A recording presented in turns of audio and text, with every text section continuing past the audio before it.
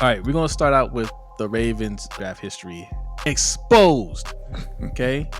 And it was exposed by Jeff Zrebiec, the man that you all know and love. You all love Jeff. All right, Jeff is cool. He stays on top of the Ravens stuff. He did do an article in the. Is it still the Athletic, or did they call it something else now? It's the Athletic. Okay, in the Athletic, he basically ranked the positions. Okay, in terms of how he did in the draft post Lamar, right? Post Lamar being drafted in 2018. How do all the draft classes look by position? And he ranked it from the worst to the first, so 10 to number 1. Worst position group drafted, all the way to the best position group drafted. And I thought that was pretty interesting. And look, we have soured on EDC over the years, and I think rightfully so. And we criticize him on a lot of things. This is one of those things, but I just want you guys to look at it for yourselves, and this isn't a bash EDC thing, but I want to look at all the players we've drafted over the years. So we're gonna start with number 10. This is by position, okay? Each position group from 10 all the way up to 1. So this is the relative to the rest of the league, correct? I'm guessing. Yes. Relative to the rest of the league. How do we do? So number 10, this is an obvious one. Quarterback. Okay, these are who we drafted. Trace McSorley in the 6th round, 2019. Devin Leary, 6th round, 2024. Okay. Number 9, outside linebacker. So Ajabo kept them from getting to number 10. All right, there you go. This is. I mean, we talk about it, right? We talk about how many picks they spent on edge rusher, because these are edge rushers for us, and how we still say we need edge rusher. And here are the picks: Jalen Ferguson, rest in peace, 3rd round, 2019. Odafe Oweh, 1st round, 2021. Dalen Hayes, 5th round, 2021. David Ojabo, 2nd round, 2022. Tavius Robinson, 4th round, 2023. Adisa Isaac, 3rd round, 2024. Number 8. This is another. Oh Lord, you know what? All right, we're gonna bring this up, and then we'll bring up Adrian. Number 8, cornerback. Okay, this is this. I want your chat. I want your opinion on this. These are the cornerbacks that have been drafted since 2019. Iman Marshall, 4th round, 2019. Brandon Stevens, 3rd round, 2021. Sean Wade, 5th round, 2021. Jalen Armour Davis, 4th round, 2022. Demarion Pepe Williams, 4th round, 2022. Caillou Blue Kelly, Big Regis guy, 5th round, 2023. Nate Wiggins, 1st round, 2024. TJ Tampa, 4th round, 2024. Number 7 is running back / fullback. All right. Justice Hill, 4th round, 2019. J.K. Dobbins, 2nd round, 2020. Ben Mason in the 5th round, 2021. Tyler Beatty, 6th round, 2022. It's actually Bidet. Is it? I think so. I thought it was Batty. It's not. We ruled out Batty. It's not Batty. I thought it was Beatty, but it could be Bidet. I think it's Beatty. And then Rasheen Ali, 5th round, 2024. Number 6 is wide receiver.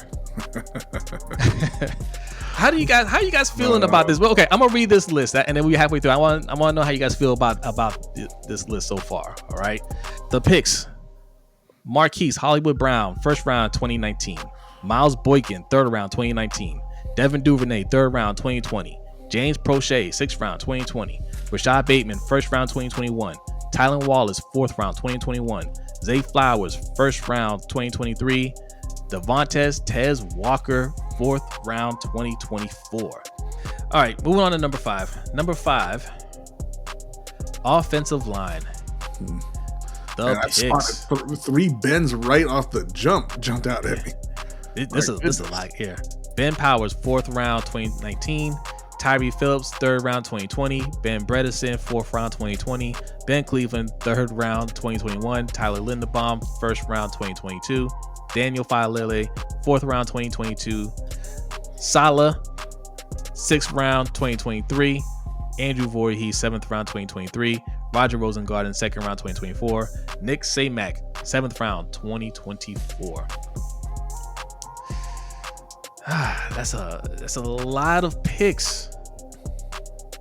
And how we feel about the offensive line, I think we definitely need 2 guards still. Number 4 is inside linebacker. 1st round, 2020, Patrick Queen. Malik Harrison, also in 2020, picked in the 3rd round. And Trenton Simpson, 3rd round, 2023. That's it. All right, moving on to number 3. Tight end. And this speaks volumes of how high this is on the list here, with only 2 picks at this position. And neither one that of is those starter. both in 2022. Right. Charlie Kolar, he was picked before Isaiah Likely. Yeah. They're both in the 4th round though, 2022. Charlie Kolar and Isaiah Likely. Isaiah Likely, pretty good. I think Kolar's pretty good too. Right. The second tight end you pick is always better than the first tight end you pick. Why don't you just pick the It is first? But right. Yeah, it was Pitta, and who was the other one that we got that year? Dixon. Yeah, from Oregon. He was picked. Dixon was picked first. You had Dixon and Pitta. You had Andrews and Hayden Hurst, right? And now Kolar and Likely. That might be the key, at least for that position. Draft 2 of them. One of them's going to be a star. There you go. Number 2 is defensive line. The picks: Dalen Mack, 5th round, 2019. Nnamdi Madubuike, 3rd round, 2020. Broderick Washington, 5th round, 2020. Travis Jones, 3rd round, 2022. All right, and the number 1 position, safety, with just 3 picks. Geno Stone, 7th round, 2020. Kyle Hamilton, 1st round, 2022. Sanusi Kane, 7th round, 2024. All right, Chad, what do you think? What do you think? These are the picks that EDC's been cooking with, okay, since 2019. Well, what number 1 tells me is we've drafted 1 superstar since 2019, and that's Kyle Hamilton. And you think about it, that's what, 7 drafts, at least 6. 7, yeah. So 7 drafts, average of what, 8 picks, 9 picks. You talk about 60 picks, 1 superstar. I just imagine 60 picks for Ozzy. Give him Linderbaum. Well, six picks. I'm sorry, 6 picks. This will be the 7th. This will be the 7th. So it's been 6 drafts. Yeah. 6 drafts. The Ravens get roughly 9 picks per draft. So they've probably had 55 draft picks, 55 to 60 picks in that time frame. 1 superstar in that time frame. And we think about Ozzy. The first 2 guys he drafted are Hall of Famers. Yeah. You know, I mean, how many? It's just hard to live up that. You know. Yeah. It is. You know, it is, and people like to compare him to Ozzy, which I don't. You know, he's not. He gets a lot of praise, like he's Ozzy. He gets the credit of being one of the best GMs in the league. He's not. You know, and this just puts things in perspective. Like I want you guys to look at this list, man, and like Adrian said, Kyle Hamilton is the only real superstar on this list. Yeah, just look at Howie Roseman's picks since 2019. Like, go through that. I bet you see 5 superstars since 2019 for the Eagles. Yeah, that's the top of the line GM. Killer says not good, not horrible. You know, a little better than bad. Okay, is that what you expect from a great GM? You know what I'm saying? Like that's all I'm asking. DJ Amp says, the Ravens have had 11 a draft. We've had a lot. I think we got 11 this year. Kyle Hamilton is a great player, but the value of a strong safety is overrated. There you go. And I see you guys saying that Harbaugh is might be to blame more than EDC. And what I would say to that is both things are true. They're both a problem. Like Adrian mentioned before, you don't see Baltimore Ravens going elsewhere and blowing up. It's not like these guys are hidden superstars. And I see you, DJ, I'm talking about Darren Waller. That wasn't on Baltimore. Darren Waller was a drug addict in Baltimore, and he needed to leave. And thank goodness he got himself cleaned up and he got to play. But that wasn't on the Ravens. I mean, we're not putting that on Harbaugh or anybody else. But the Ravens, they don't really go anywhere else and blow up. So I'm not going to say that it's a problem with Harbaugh holding him back. It's a problem with the players that you're picking, right? And I think that the real thing that we talked about earlier, where people don't want to give these guys a chance, is because of where you are in the league. You're in a point where you should be competing for Super Bowls, and no, I don't want TJ Tampa starting a corner if I don't have any idea how good he is. I don't want these guys who haven't proven anything to be starting on a team that's supposed to be competing for a Super Bowl. I don't want that on offense either. But the problem in Baltimore is, again, they only use the draft to the fullest extent. They don't go out and trade for guys. They don't go out and sign or fill needs in free agency. They put it all on the draft, and then they kind of don't let those guys go out there. They're like, "Oh, we don't really trust you. You're a rookie 4th rounder. I can't just put you out there. Let me go find a 36-year-old edge. Let me go find a corner who hasn't really been good for a couple years and see if we can, harken back to the old days." We named a lot of people. Okay, all the positions. We named a lot of people.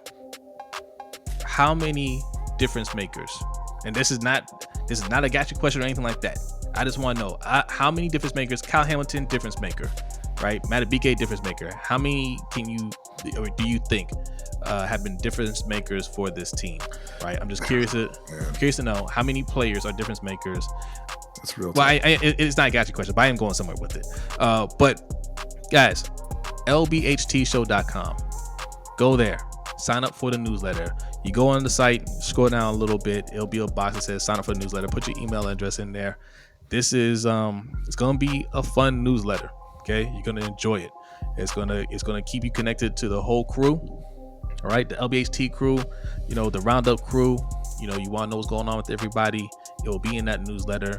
We'll have some little interactive stuff in there for you guys as well. We're going to keep you up to date on the latest things going on in the sports world. All right, so LBHTShow.com. Go sign up. It is coming soon. I honestly can't say that they've drafted any difference makers. Because for me, to be a difference, you have to be that consistently. That has to be every year, right? Kyle Hamilton wasn't a difference maker last year. They were the worst pass defense in the league through the majority of the season. Like, he didn't make any difference out there, I guess if you want to look at Tyler Linderbaum and say, hey, he's solidified that position, they'd be much worse off without him. I guess that's a difference. He's a difference maker in that way. Yeah. Matabike, same thing. He's not a difference maker when you go out and you're getting the 13 sacks the one year and cutting it in half the next year. Again, not to say that he didn't play well, but if you're talking about difference makers, I'm thinking Chris Jones, Aaron Donald, Miles, those kind of pass rushers. And, he's not that. Marlon Humphrey has been that on and off, but obviously Eric DeCosta didn't draft him, so he didn't. But yeah, I think Marlon Humphrey is definitely a difference maker. I would say 0. Well, that's a telling thing about the list that you just put up, Jose. Safety was the second best position drafted, at least by Zrebiec, right? As number 1. Yeah, it was number 1. Yeah. Okay, so right, safety was number 1. The second best safety since 2019 is probably Darius Washington, who wasn't even drafted by the Ravens. I don't even think he was drafted at all. But you went out and pick up Marcus Williams, give him $70 million. He's not even on the team anymore. Geno Stone, he has one good year here, and then he bounces and he goes to Cincinnati. And just think about what that safety position has been through with the Ravens. We haven't found any real consistency there other than Hamilton. So that's kind of the point, I wanted to make with this. The reason why I asked is because all these opportunities to gather these draft picks and get more chances to get these guys, in the draft. There's so many players that fall and all this stuff, and you get guys late in the rounds and all that stuff. Okay, fine. We haven't done it. Now's the time to change the mentality and say we have to trade up. I don't care if we have to give up 5 picks. I don't care if we got to give up some future picks. Trade up and get a real difference maker, right? If you're saying, I don't care what position you say we need. You say we need another safety. You say we need another corner, edge rusher, wide receiver, whatever. Sitting at 27, it's possible we can get it, but it's not a guarantee. We're relying on some luck. We're relying on a player falling to us that shouldn't have fallen, right? That's not strategy. That's rolling the dice. That's playing the lotto. Take matters into your own hands. Trade up and get somebody that you know can be a difference maker. I don't care about if we do it in the first round and we don't hit on anything else. That'd be better than most draft years, right? I can make the argument that the only reason that DeCosta and Harbaugh have a job is they were lucky enough that Lamar Jackson fell to them at 32 because they passed on him with the first pick. They picked Hayden Hurst, right? So imagine if somebody had the guts to pick Lamar right there. Where is this franchise and where is this team right now? Who has any idea where we are if we didn't pick him up in 2018? I absolutely hate when they tell that story about when they drafted Lamar. They tell it like it was like, you know, it was their master plan to go and do this. Man, that was one of the dumbest moves. Not drafting Lamar, drafting Hayden Hurst. One of the dumbest moves Ozzie ever made. Like, Ozzie gets a lot of credit for that draft, and he should, because he drafted a lot of really, he drafted a generational player and a lot of really good players in that draft. But he almost made the dumbest move ever. You drafted a straight up bust, right? You passed on Lamar, you traded back, you passed on a lot of players. He traded back, passed on a lot of players that could have helped this team, and you drafted a straight up bust who was already older, right? And because Steve Bisciotti said quarterback, and he wanted Lamar, and he pushed for it, they traded back into the first round and got Lamar.